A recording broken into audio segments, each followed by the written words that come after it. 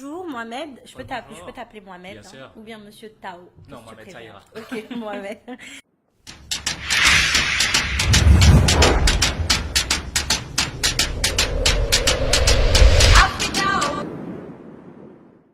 Donc, merci d'être là. Nouveaux entrepreneurs africains est très très honoré de t'avoir, d'apprendre de ton histoire surtout. Donc, j'ai hâte et je vais commencer directement. Ça marche. Je remarque que tu fais attention aux détails Ouais. et que tu aimes beaucoup la mode parce que tu t'habilles très classe. Merci. Et pourquoi tu dis merci? Ben, c'est un compliment. Laisse-moi continuer. Et je remarque que tu es très porté en fait sur le détail. Et ce qui a attiré mon attention justement, c'était ce détail-là. Donc tu apportes un style avec un seul détail sur ton site internet. Donc je remarque que c'est des chaussettes, des Ouais. paires de chaussettes que tu designs. Donc j'aimerais savoir en fait l'histoire en fait de ce qui sort de l'ordinaire que j'appelle l'histoire derrière Hip Socks. Ok. Ben écoute, je vais commencer par le début vraiment. C'est que moi, vraiment, j'ai un background en mathématiques. Donc, j'ai fait un baccalauréat en actuariat et tout. Puis, pendant mon bac, au fond, j'ai un ami qui m'a contacté pour une expérience en fait entrepreneuriale. Donc, c'est un projet qui était dans un domaine qui n'a rien à voir, mais juste avoir touché à l'entrepreneuriat, ça m'a fait faire gérer des équipes, organiser des événements et tout. Puis, j'ai vu qu'il y avait quelque chose là-dedans que j'adorais, que je voulais revivre. Donc, ça a commencé par là. Je voulais me relancer dans l'entrepreneuriat pour ressentir tout ce que j'avais senti là. Puis, j'ai regardé en fait, je me suis dit, mais qu'est-ce que je peux trouver comme projet qui irait avec quelque chose que je vis, quelque chose que j'aime. Parce que l'entrepreneuriat, c'est difficile, puis c'est important de faire quelque chose qu'on aime. Puis, je me suis dit, mais écoute, souvent on me fait des compliments sur ma façon de m'habiller, puis mon souci du détail. Donc, tu sais, tu as de belles chaussettes, ou bien tu as une belle cravate, etc. Donc, je suis vraiment allé dans ce sens. Et franchement, je suis super contente que tu sois là. Moi aussi. Et j'appelle ça un test de personnalité. Pourquoi un test de personnalité? Parce que je veux apprendre un peu plus sur toi. D'accord. Donc là, tu as le point ou poids? Poids baoulé. Poids baoulé. Oui. Je peux toucher? Oui, vas-y. Ouais, le poids baoulé. Donc, explique-moi un peu. Ben, en fait, je dirais ça vient de la Côte d'Ivoire en fait, donc l'ethnie baoulé. Puis c'est un symbole que tout le monde connaît en Côte d'Ivoire. En fait, c'est un poids baoulé comme je te l'ai dit. Puis c'est quelque chose que j'ai fait moi-même. Waouh. Ouais. Donc, tu aimes les détails. J'adore les détails. Tu adores les détails. Moi aussi d'ailleurs. C'est pour ça que je te demandais quelle D'accord. serait la meilleure cravate qui pourrait matcher avec ton outfit de la journée. Mais c'est cool qu'on ait parlé de poids baoulé parce que tu vois là, la couleur est assez forte en fait, elle ressort. Donc ce que je prendrais en fait pour comme cravate, c'est quelque chose d'assez qui marierait ce que je porte déjà. Je me suis dit, je ne vais pas juste me lancer sur le marché de la chaussette, genre parce qu'il y a déjà beaucoup de concurrence, il y a déjà beaucoup de déjà-vu et tout. Donc j'ai pris un autre point aussi, celui où il y avait, on le remarque tous là, il y a vraiment une montée de la mode afro sur la scène internationale. Donc D'accord. je me suis dit, et si j'alliais ça avec mon projet de chaussettes? Donc chaussettes puis mode afro, donc ce qui donne en fait Hip Socks, qui est en fait qui sont en fait des chaussettes inspirées de motifs afro. Waouh. Ouais. Inspiré de motifs afro. Oui. Là, je vais aller dans le point un peu plus technique. Tu me D'accord. passes une paire. Voilà. Déjà, c'est très beau. Merci. C'est quoi le processus de production en fait? Et quand tu dis processus de production, est-ce que c'est vraiment comment on fabrique la chaussette ou c'est vraiment de D'où- A à Z? C'est ça, influent? vraiment, d'où tu commences en fait. Parce que Ok. le design, j'imagine que tu le fais. Oui. C'est toi qui design ces Ben, motifs-là? Déjà là, j'ai une équipe avec moi. D'accord. Donc oui, je fais l'inspiration. En fait, comment ça se passe, c'est que on commence déjà avec le thème. Donc on s'assoit en équipe, on réfléchit à savoir c'est quoi le thème qu'on va sortir pour la collection. Ensuite, quand on trouve le thème, en fait, ce qui se passe, c'est que là, on commence à faire maintenant de la recherche et développement.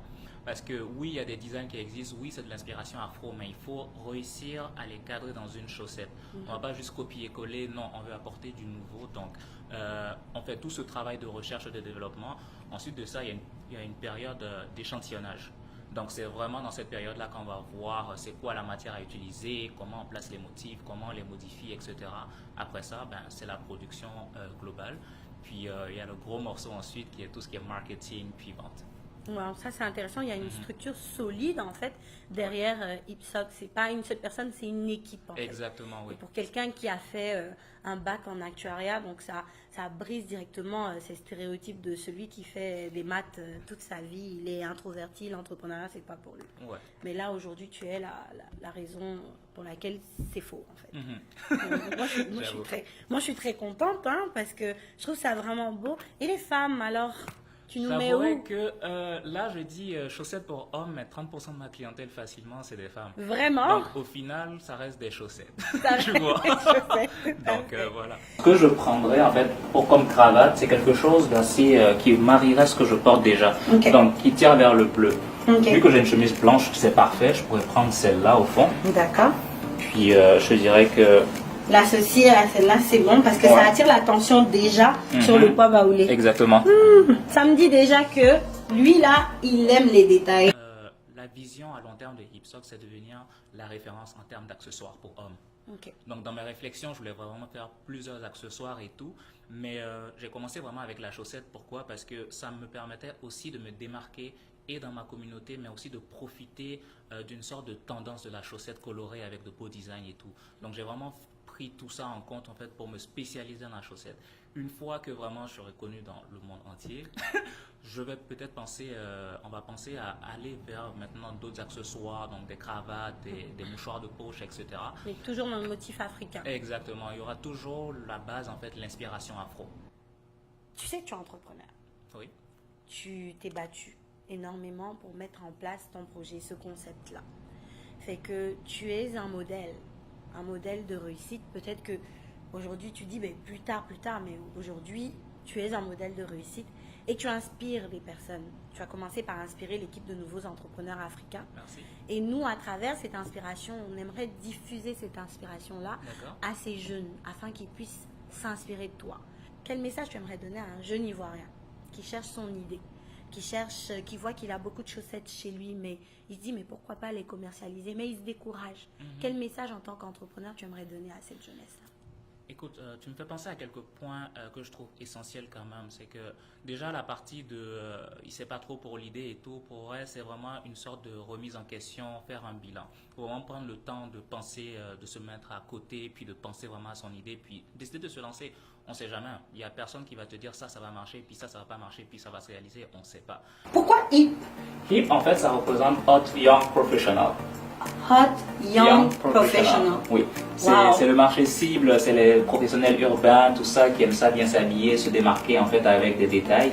Donc c'est super là d'arriver quelque part puis avoir des chaussettes, on s'y attend pas, puis à un moment donné quand on les voit on fait comme waouh. Vous voyez comment il est? Il aime vraiment les détails. Hot Young Professional. Ouais. Puis j'aimerais insister aussi sur le young. Moi à 70 ans, je serai young pareil. Donc c'est vraiment dans la tête, c'est un style de vie, Tu dis ça ça à dépend une de la femme, personne. hein. Attention. On oublie ça. On fait ça.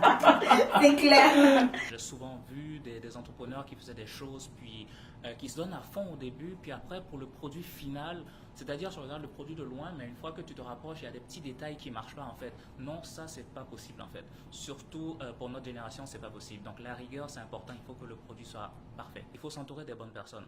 Donc il faut fuir avec passion, déchaînement, ceux qui sont négatifs. Franchement, c'est vraiment un point essentiel. Pourquoi? Parce que la volonté, là, pour moi, dans l'entrepreneuriat, la volonté, ça suffit pas.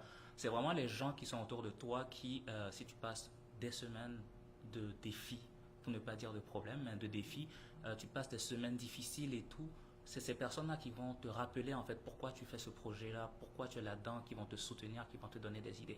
Donc il faut vraiment s'entourer des bonnes personnes aussi qui vont t'aider dans le projet avec qui tu vas travailler. Je pourrais ajouter le pourquoi. Donc ça revient au point de la volonté. En fait, le pourquoi tu fais ce projet. Beaucoup de gens vont dire je veux être entrepreneur parce que je veux me faire de l'argent. Ça marche pas comme ça. Ça va pas aller bien loin. Non, Non. parce que c'est difficile. Puis à un moment donné, tu vas te dire après un an, oh je gagne pas d'argent, je vais arrêter, je vais essayer autre chose.